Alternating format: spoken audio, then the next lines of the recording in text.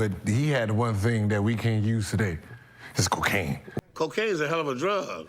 I mean, listen, we might be on Percocets in this era. Percocets and a little lean. People don't understand. I've had many people say, well, Rick, you guys wouldn't be able to play with these guys today. I said, okay, what drugs are you on? Okay, because you got a problem. Because if you really understood the game and you really knew what the difference was between when we played and the guys playing here, we had nothing to help us.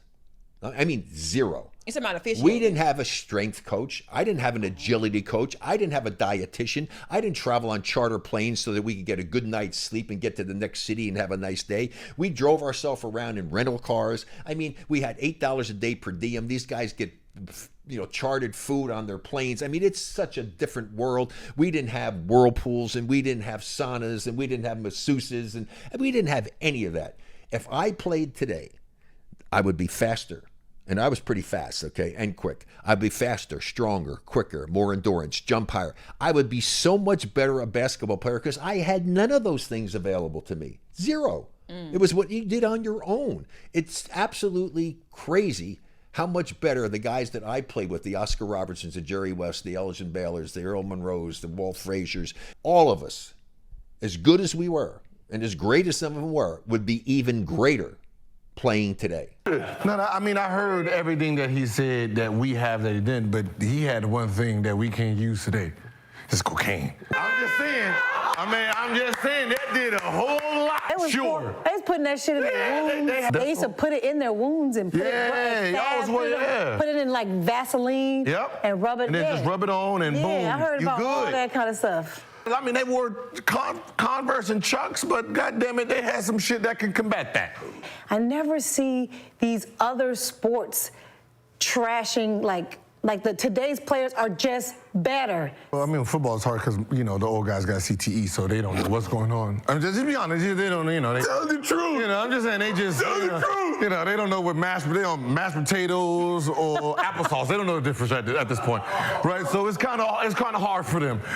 If you guys had our technology, would you be better than you were? Yeah, probably. That's just like saying, all right, put us all back in y'all day. I'll score 100.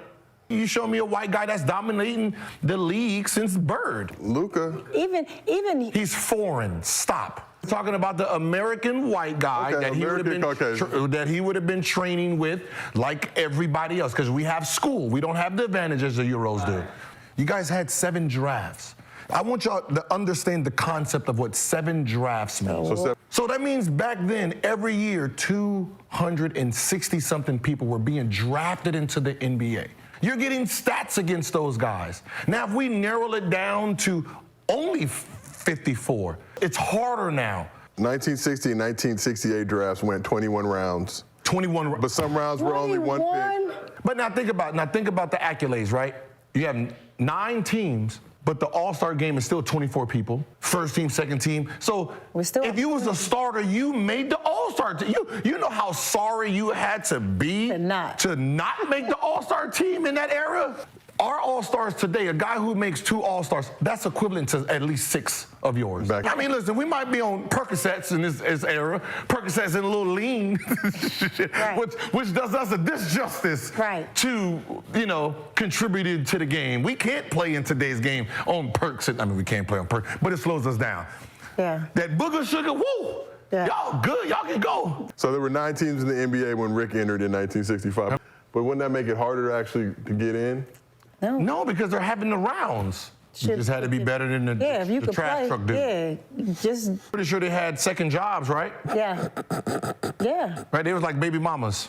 I mean, they're getting child support, but to really survive, you need a second job. So that era, we're going to call that the baby mama era. They was like baby mamas. And yet again, Gil got me over here shaking my head laughing, talking about that was the baby mama era.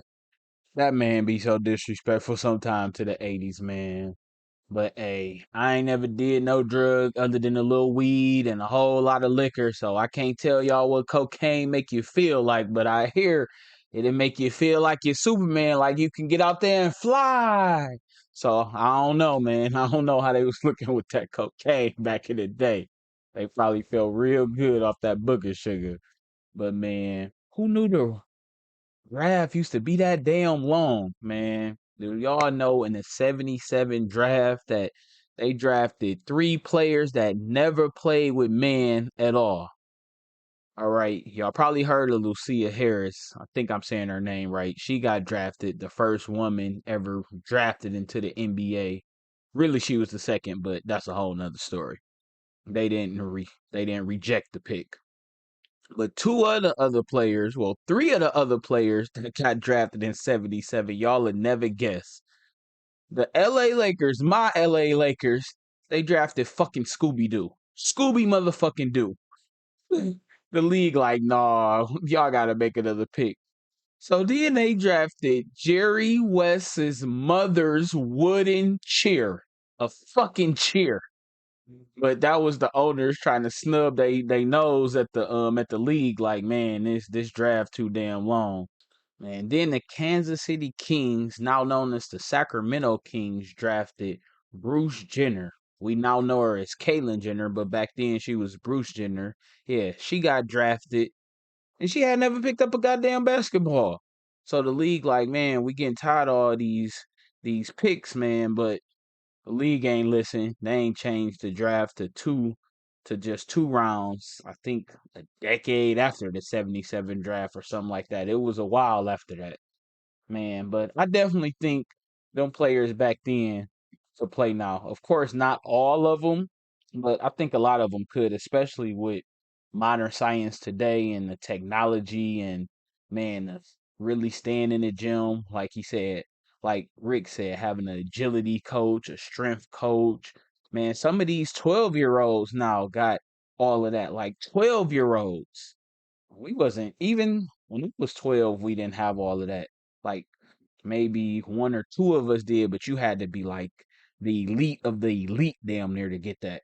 So I definitely understand where both sides are coming from, but I think Gilbert, as he do a lot of times, he a little cap on this one. He capping on this one a little bit.